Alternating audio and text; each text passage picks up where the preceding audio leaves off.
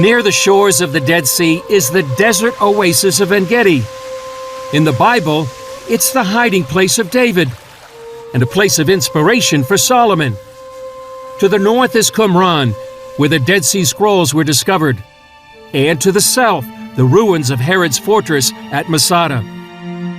Today, Ein Gedi is a nature reserve, one of Israel's most beautiful national parks, and the site of an extraordinary archaeological discovery.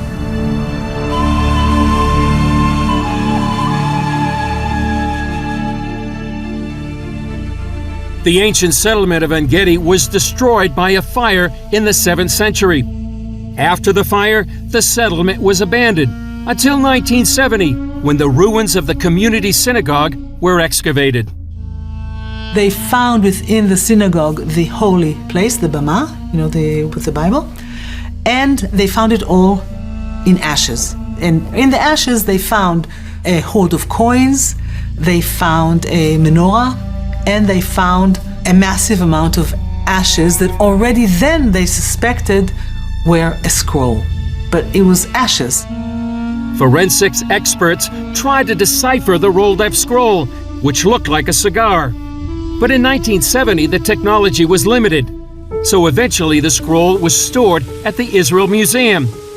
Fast forward to 2015, when archaeologist Sefi Porat retrieved the burned scroll and took it to a team of conservators who work with the Dead Sea Scrolls. One day he walks in here with this, it was still the top of one of the boxes with all these ashes, and says, "Can you please image this?" And I said, "Sefi, you must be joking. This is ashes." He says, "Yes, but they said you have such a system." I said, "Yeah, it's not miracles though. I mean, it's not as if the ashes can come back to life." Eventually it turned out that they could. Nobody, by the way, touches the scrolls. I don't touch them either. It's only these 4 or 5 conservators. And we did a CT scan, a tomography of all of these. And already then, it seemed as if that piece of charcoal was the most promising. The Israeli team sent 3D scans of the scroll to the University of Kentucky, where Professor Brent Seals used digital imaging to virtually unwrap the scroll and reveal part of the text. After 45 years, the puzzle was finally solved.